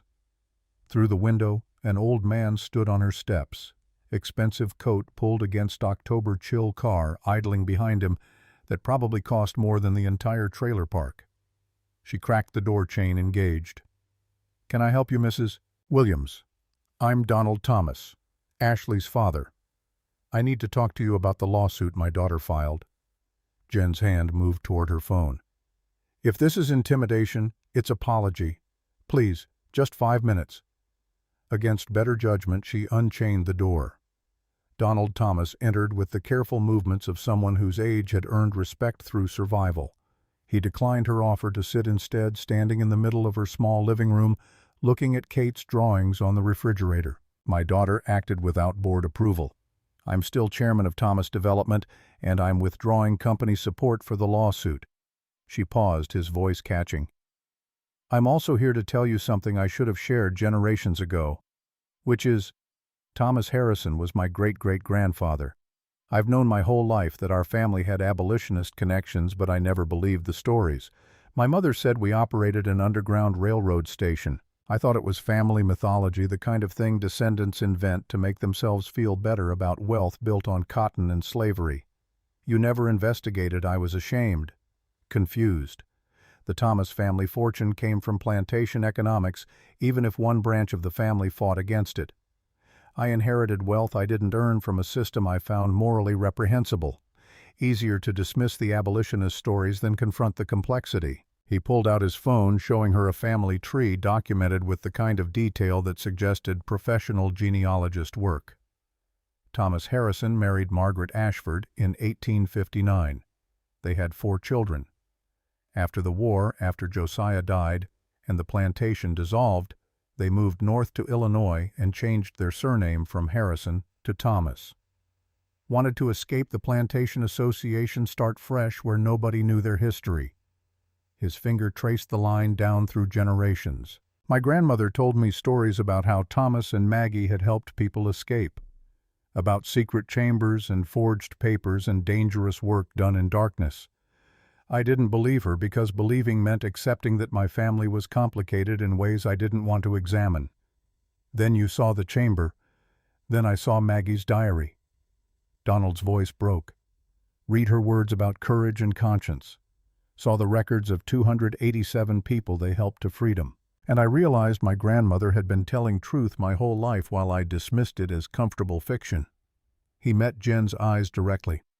I can't undo the lawsuit Ashley filed, but I can make different choices moving forward. Thomas Development is establishing a foundation, the Harrison Thomas Freedom Education Fund, initial endowment of $5 million with annual contributions to follow. The foundation will support this site's preservation fund, underground railroad research, and provide educational programming. And Mrs. Williams, the foundation's first disbursement will cover your daughter's medical expenses. All of them. Consider it inheritance from ancestors who understood that some debts transcend generations. Jen couldn't process the numbers. $5 million. Medical expenses covered. The weight that had crushed her for months suddenly lifting. Why are you doing this? Because Maggie Harrison taught me something even dead for a century. Donald's expression carried emotion held too long. Freedom work isn't finished when slavery ends. It continues through every generation that chooses courage over comfort. I inherited wealth from a broken system. The least I can do is use it to honor the people who tried to break that system when it mattered most. What about Ashley? She's fired from the board. My daughter let greed override integrity, and there are consequences for that. The company will focus on ethical development moving forward, which means preserving sites of historical significance rather than destroying them for profit. After Donald left, Jen sat in darkness feeling the future rearrange itself. Kate's surgery covered, the site protected, foundation support that would extend beyond immediate crisis into sustained stability. All because a traumatized veteran's forgery had forced transparency that led to accountability that somehow improbably resulted in justice. She thought about the 287 people who'd hidden in the chamber below, each carrying fear and hope in measures that varied by circumstance. They'd risked everything for freedom that most would never fully achieve in their lifetimes. But their courage had planted seeds that grew across generations, eventually reaching a desperate single mother who'd spent her last dollars on a rusted trailer and found redemption buried beneath rotted floors. The railroad ran on, she realized. Not through wooden chambers now, but through human choices, compounding across time. Each decision to honor the past created possibility for the future. Each act of courage, no matter how small, might bloom generations later into something none of the original actors could have imagined. Kate appeared in her doorway wheelchair, navigating the familiar space with practiced ease. I heard voices. "Everything okay? Everything's going to be okay, baby. Your surgery is covered. We have support. We can stay." Because of the chamber. Because of the people who built it and the people who honor what they built. Jen pulled her daughter close, feeling Robert's absence and presence simultaneously. Because courage compounds when people choose action over comfort. Your great-great-great-grandmother said that a long time ago. And she was right. 8 months reshaped Riverbend from forgotten trailer park into something resembling pilgrimage site. The transformation had consumed spring and summer, turning October's anniversary of Jen's arrival into dedication ceremony for what now bore official designation Harrison Station National Historic Site. The crowd gathering that morning numbered over 800, spilling beyond the visitor center that had risen where 3 condemned trailers once stood. 4 original units remained preserved as exhibition spaces, their interiors restored to approximate 1970s appearance while housing displays that bridged centuries. Trailer 23 stood at the heart of it all, its chambers now accessed via elevator system that allowed Kate's wheelchair to descend where desperate people once climbed. Jen adjusted the microphone, her nerves steadied by Kate beside her and Patricia in the front row. The governor occupied a seat of honor flanked by representatives from the Smithsonian and National Trust for Historic Preservation. But Jen's eyes found faces that mattered beyond titles: George White, whose great-grandfather's story had become central to the site's narrative; Donald Thomas, whose foundation funding had made this day possible; Andrew Jackson, whose presence carried weight of redemption earned through sustained accountability. 8 months ago, I counted my last dollars in a car outside this park. Her voice carried across the crowd, amplified by speakers, but powered by emotion earned through crisis, survived. I was a desperate mother looking for shelter, not history. What I found challenged everything I thought I knew about survival, about courage, about what ordinary people accomplish when circumstances demand extraordinary action.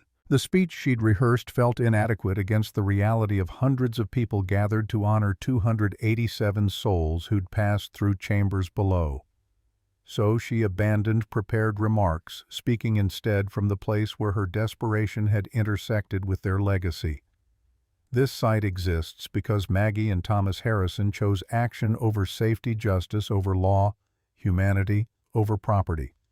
They risked execution to forge papers, tend wounds, feed people the slaveholders considered livestock. They did this work in darkness because daylight would have meant death, and they documented it carefully because they believed someday, somehow, the truth would matter more than the danger. Patricia had helped her understand the significance beyond Tennessee history. The Harrison Station represented one of the largest verified Underground Railroad operations in the South, its documentation more complete than sites that had been studied for decades. But numbers and historical significance felt abstract compared to the human stories preserved in Maggie's careful script. We dedicate this site not just to the past, but to the future. Not just to those who escaped slavery, but to everyone still seeking freedom from oppression, poverty, and hopelessness. This ground is sacred because people chose courage when comfort would have been easier, because they believed freedom was worth any risk, because they knew that doing nothing in the face of injustice makes you complicit in that injustice. The words settled over the crowd with weight that suggested people were hearing more than historical commemoration. In the audience, Kate sat straighter, her hand gripping Donald Thomas's arm. The old man's eyes were wet, his expression carrying something that looked like absolution. Before we cut the ribbon, I want to share something discovered last week during parking lot construction. The murmur that ran through the crowd suggested news had leaked despite Kenneth's efforts at controlled revelation. Construction crews had hit stone 40 yards from the original chambers, assuming they'd encountered old foundation. Instead, they'd broken through to stairs descending into a 5th chamber, larger than the others combined, its vaulted ceiling, suggesting this had been the primary living quarters during peak operations. The new chamber yielded treasures that rewrote assumptions about the station's capacity. Bed frames where rope mattresses had long since disintegrated. A kitchen area with fireplace whose chimney had been cleverly disguised as irrigation well. Children's toys that spoke to young refugees who'd spent days or weeks underground waiting for safe passage north. And on the wall, painted in letters that had survived because the chamber's seal had prevented moisture damage, Freedom Station, all welcome. But the most significant discovery had been hidden behind loose stone wrapped in oilcloth that had preserved it against time's erosion. Maggie's final diary entry dated April 3, 1865, 3 days before Lee's surrender at Appomattox. Jen read it now to the assembled crowd, her voice breaking on words that carried force across 161 years. The war ends soon. We feel it in the changing patrols, in the desperate energy of slaveholders who sense their world collapsing. But our work continues because freedom must be more than proclamation. It must be lived, practiced, defended in every generation. We have sheltered 287 souls in these chambers, each one a universe of hope, each one carrying dreams of lives lived free. If you find this room someday, know that love won. Fear tried, but love won. The silence that followed felt sacred. Then George White began clapping slowly, at first the rhythm building as others joined until applause thundered across the site. Jen saw tears on faces throughout the crowd, strangers moved by words from a woman they'd never meet, but whose courage they could honor. The ribbon cutting was ceremonial, the site having operated informally for months. But symbolism mattered. As the governor and Jen cut blue silk together, the Freedom Bell rang for the first time, its clear tone carrying across western Tennessee and beyond. The bell itself represented collaboration between historical preservation and artistic vision. Cast from melted bullets recovered from Civil War battlefields, its bronze surface bore the inscription Maggie had written in that final entry. But what made it extraordinary was the design, a surface embedded with handprints from the first 100 visitors, creating texture that caught light and shadow in patterns that shifted as the bell moved. Kate had first honor, wheeling herself to the rope with determined focus. She paused before pulling her small voice, carrying through the microphone someone had positioned for her. For my dad, who taught me that bridges connect more than places. They connect hearts across time. The tone that emerged seemed to contain multitudes. Sorrow for those who'd died in bondage, joy for those who'd reached freedom, hope for those still seeking liberation in forms that evolved but never disappeared. The sound washed over the crowd, and Jen watched grown men weep openly, women hold each other, strangers united in acknowledgement of courage they could honor, even if they couldn't fully comprehend the terror that had required it. George rang the bell, second, his voice steady despite emotion clearly held tight. For my great-grandfather Samuel, who found courage, I'm still trying to match. For Maggie and Thomas, who gave him the chance to become the man whose legacy I carry. Donald Thomas approached the bell with hesitation that suggested he questioned his right to participate. But Kate beckoned him forward, and the old man pulled the rope with force that seemed to release something he'd carried too long. For my ancestors Thomas and Maggie, whose courage I'm just learning to honor. For the people they saved and the generations those people created. I'm sorry it took me so long to listen. The bell rang throughout the morning, each visitor taking turn, each adding their handprint to the surface that would eventually become completely covered in testament to continuing engagement. The museum opened for tours, guides leading groups through chambers where LED lighting revealed details candles had kept hidden. Interactive displays let children match quilt patterns to their codes. Oral history booths recorded descendant stories. A screening room showed documentary footage of the authentication process, including Andrew Jackson's confession and the press conference that had transformed scandal into transparency. The exhibition space that occupied the restored trailer units held artifacts arranged to tell stories rather than simply display objects. Lucy's wooden doll stood in a case beside Grace Anderson's photograph, her descendant's face visible in features that echoed across 5 generations. Samuel White's 1894 reunion photograph hung enlarged to wall size, each person identified where records allowed their names, creating bridge between anonymous suffering and individual dignity. But the centerpiece that drew longest contemplation was simpler. Maggie's diary opened to entries that rotated weekly, each chosen to illuminate different aspect of the operation. This week's selection showed planning logistics that revealed sophisticated network coordination. Anna confirmed receipt of Wilson family. They should arrive Louisville by month's end. Father is skilled blacksmith, mother talented seamstress. Not charity cases, but craftspeople who will contribute to whatever community receives them. Treat them as equals. They have survived what would destroy most people. They deserve respect, not condescension.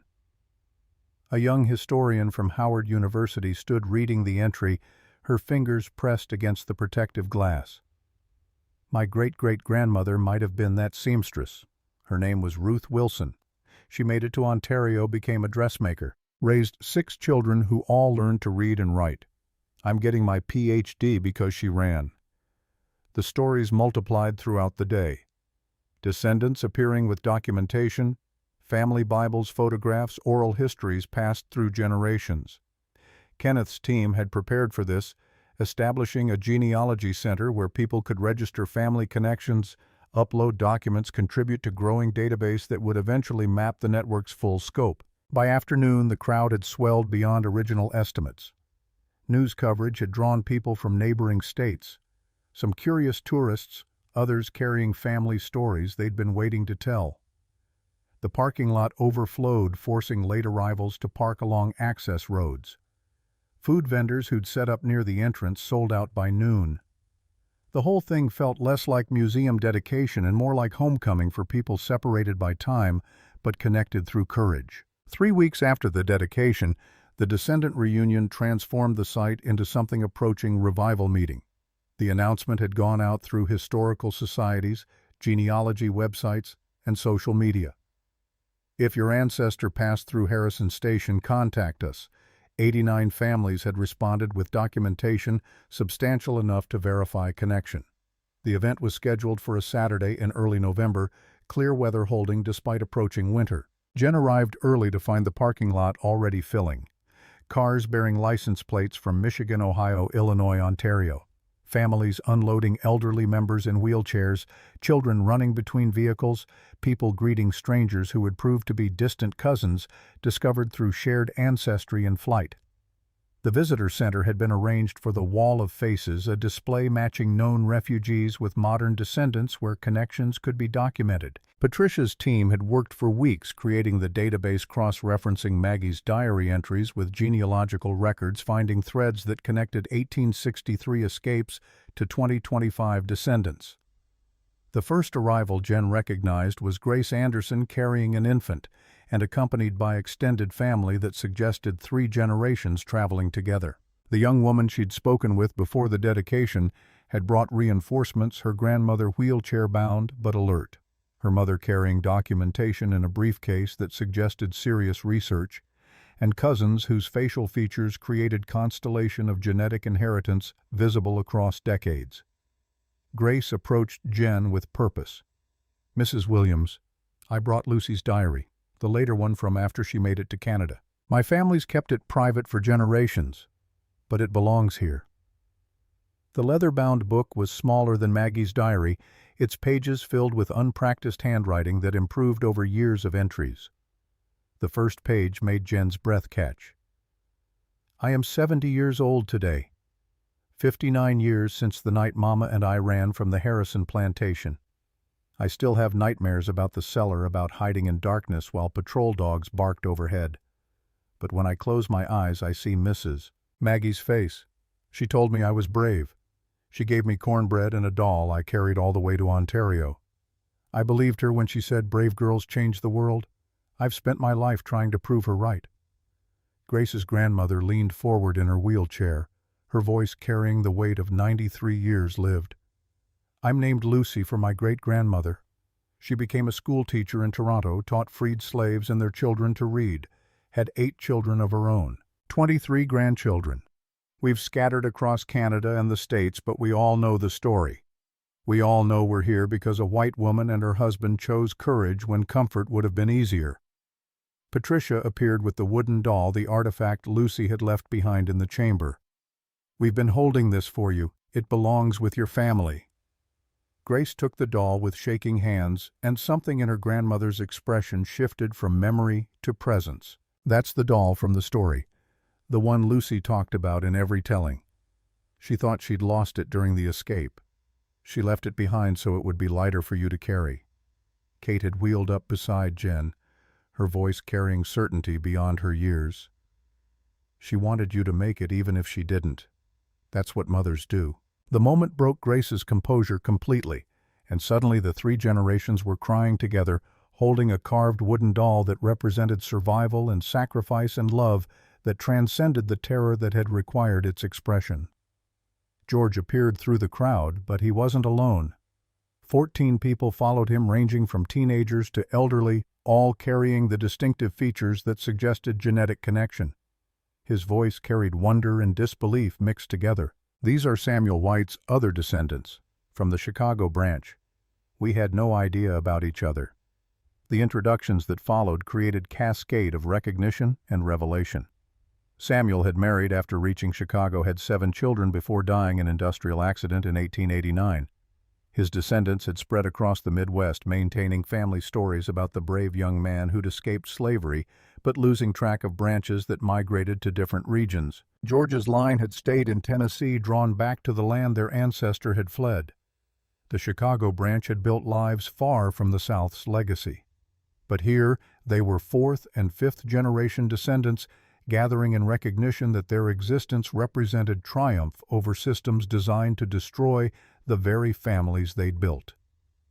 Patricia Harrison Moore arrived near noon, and Donald Thomas rose to greet her with expression that suggested he'd been waiting. The two stood studying each other genealogy charts visible in the folders they both carried. "I'm descended from Thomas and Maggie's eldest daughter." Patricia's voice carried professor precision, but her hand shook, holding the documents. "Margaret Harrison married a freed slave named Joseph Moore in 1870. My grandmother told me we had abolitionist blood. Nobody believed her because the story seemed too convenient, too self-serving. I'm descended from their second son." Donald's usual composure had cracked to reveal something more vulnerable. "Jonathan Harrison, who changed his name to Jonathan Thomas and moved to Illinois. My grandmother told the same stories. I didn't believe either. They're 4th cousins, separated by 150 years of family silence and shame and fear of confronting complexity. Now they stood in the shadow of their ancestors' courage, connected by blood and legacy they'd both spent lifetimes trying to ignore or dismiss or rationalize into comfortable fiction." Patricia extended her hand. "I think our grandmothers would be pleased we finally listened." The handshake became embrace, and the crowd around them erupted in applause that acknowledged something beyond genealogical curiosity. This was reconciliation on multiple levels. Family divided by time, reunited descendant branches discovering each other, and perhaps most significantly, people choosing to honor complexity rather than demand simplified narratives about heroes and villains. The afternoon brought ceremony that Patricia and Kenneth had designed with careful attention to emotional impact. The freedom bell would ring 287 times, once for each documented refugee. Descendants would take turns pulling the rope, each ring representing a life that had passed through the chambers below, each tone a memorial and celebration simultaneously. The process took over 2 hours. Some descendants rang the bell with joy, others with grief for ancestors who hadn't survived the journey.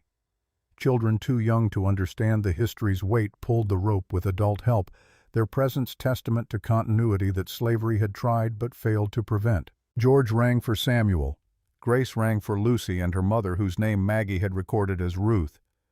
Patricia and Donald rang together for the 287 souls their ancestors had sheltered. Andrew Jackson, whose forgery had nearly destroyed the site's credibility, but whose confession had ultimately strengthened it, rang for the people whose courage had shamed him into honesty. When Kate's turn came, she pulled the rope with force that surprised everyone. For the ones whose names we'll never know. For the people who died trying. For the children who never got to grow up. For everyone who believed freedom was worth the risk, even when the risk was everything. The final ring hung in November air, its tone carrying across the site and beyond, reaching ears that would never hear the story, but might feel its echo nonetheless. Jen watched 340 descendants standing together, representing bloodlines that shouldn't have survived, families that had been targeted for destruction, but had persisted through courage and luck and determination that compounded across generations. 2 weeks later, exhaustion was finally catching up to Jen when Linda Brown appeared at the site's administrative office. The woman looked like she'd driven through the night. Her clothes rumpled, her expression carrying the specific desperation Jen recognized from her own mirror 8 months earlier. "Mrs. Williams, I'm sorry to come without appointment, but I saw your story on the news about how you found the chamber and how it changed everything for your family." Jen gestured to a chair, noting the manila envelope Linda clutched like lifeline. "How can I help you? We're being evicted."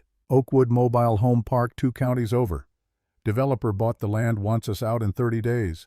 48 families with nowhere to go. But my son, he's 12, he found something. Linda pulled photographs from the envelope.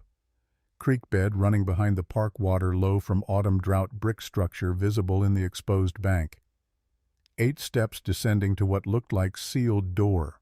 Her son had thought it was old storm shelter until he'd noticed the brickwork matched patterns from photographs he'd seen of the Harrison station. Could be nothing. Linda's hands shook. Could be old root cellar or collapsed well. But my grandmother told stories about civil rights workers hiding in our area during the Freedom Summer. She said our family helped them. Nobody believed her because we're white trash in a trailer park. What would we know about history? But she insisted we had a secret that mattered. Jen studied the photographs, her historian training activating despite exhaustion. The brick pattern was wrong for storm shelter, too deliberate for well construction. And the positioning near a trailer park in rural Tennessee fit the pattern of sites being discovered across the South, places where resistance had happened, but official records had stayed silent. I need to make some calls. Can you wait? Patricia arrived by evening with Kenneth and Laura Clark, the architectural historian whose expertise had authenticated the Harrison chambers. They descended into the Oakwood site using equipment that seemed excessive for what might prove to be nothing, but Kenneth's thoroughness had earned Jen's trust. The sealed door yielded to careful pressure, revealing chamber that made everyone stop breathing. This wasn't underground railroad construction. The concrete walls and modern hinges dated to mid-20th century. But the materials inside told different story. Documents from 1964. Photographs of young people, black and white together, holding voter registration materials. Maps of safe routes through hostile territory. And in the corner, a stack of newspapers from June through August 1964, chronicling the murders of Cheney, Goodman, and Schwerner in Mississippi. This was a Freedom Summer safe house. Patricia's voice carried awe. Civil rights workers hid here during voter registration drives. This is different era, same courage. Linda stood at the entrance, her expression shifting from desperate hope to vindicated memory. My grandmother told the truth. She hid them. People who came south to help black folks vote. White girl from town who married black man when mixed marriage was still illegal in Tennessee. She knew what it meant to be illegal for loving, so she helped the ones who came to fight injustice.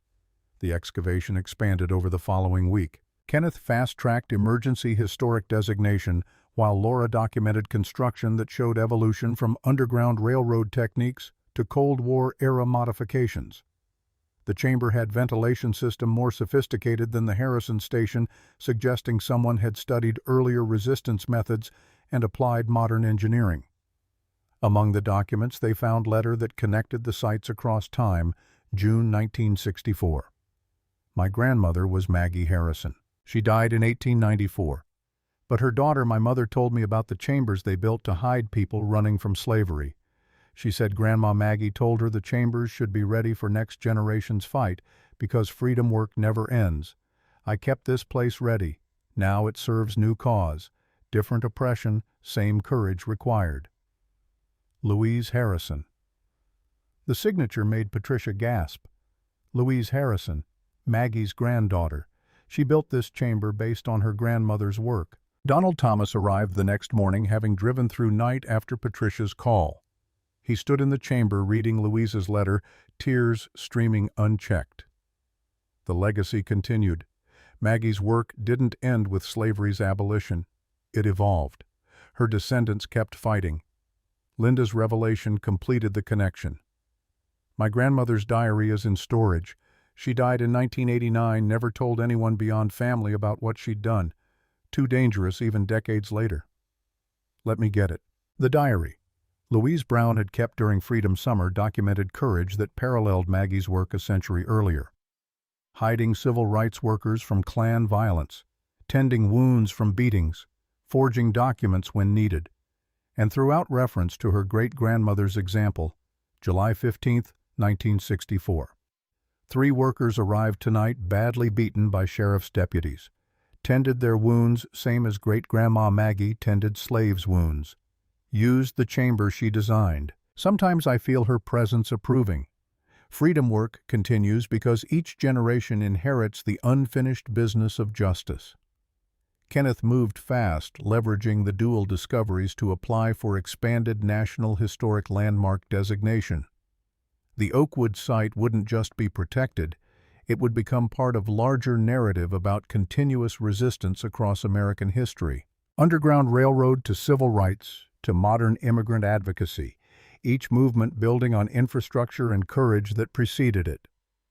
Donald's foundation moved faster, purchasing the Oakwood property before the developer could protest.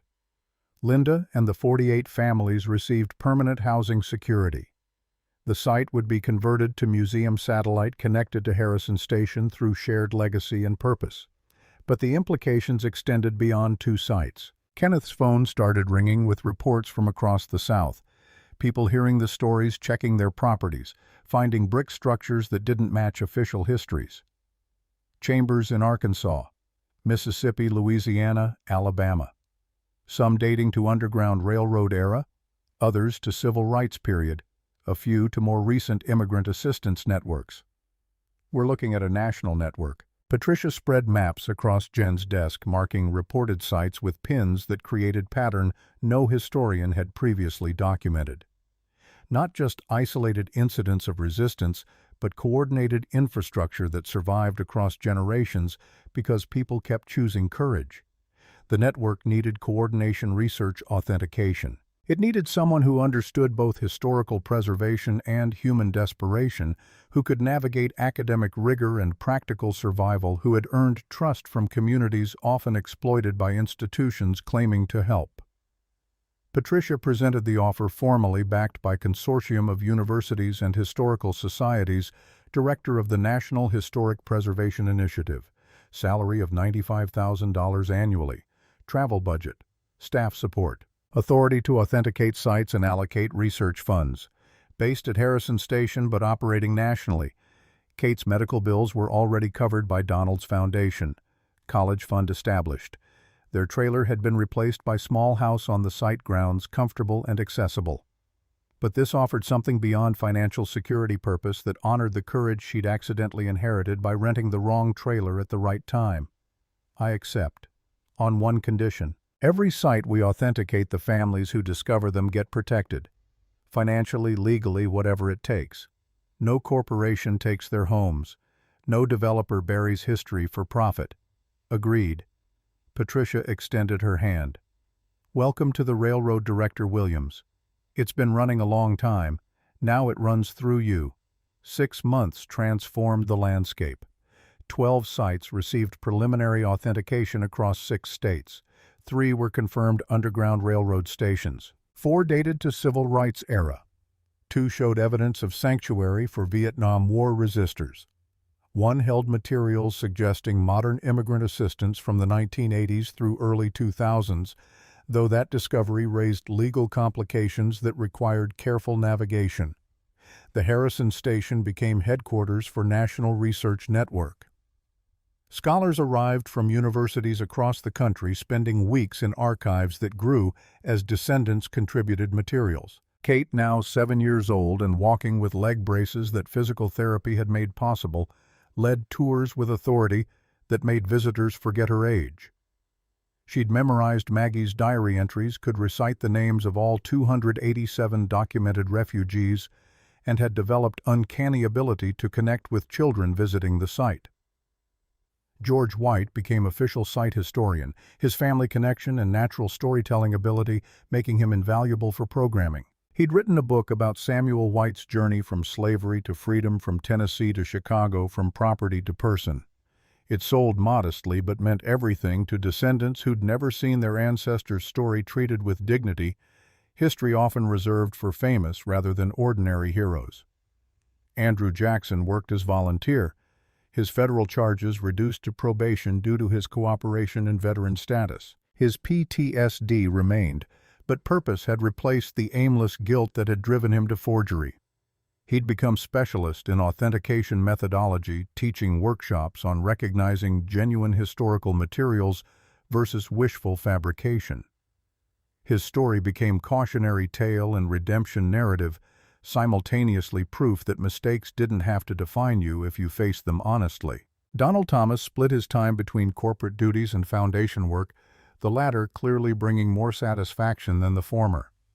His daughter Ashley had disappeared from public view after her firing, though rumors suggested she'd moved to corporate law in Atlanta.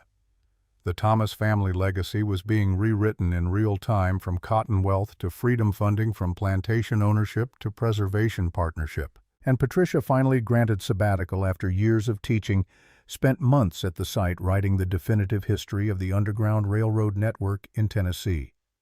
Her book would incorporate the Harrison Station discoveries, but also contextualize them within larger patterns of resistance that scholars were only beginning to understand fully.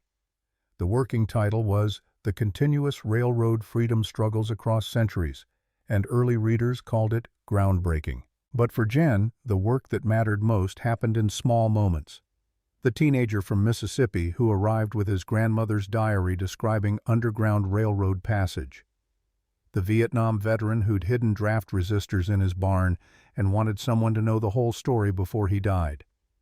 The undocumented mother who appeared after hours, terrified but determined, asking if the museum had resources for people still running from systems designed to destroy them. The railroad had never stopped. It had just changed routes, adapted to new threats, evolved its methods while maintaining its purpose.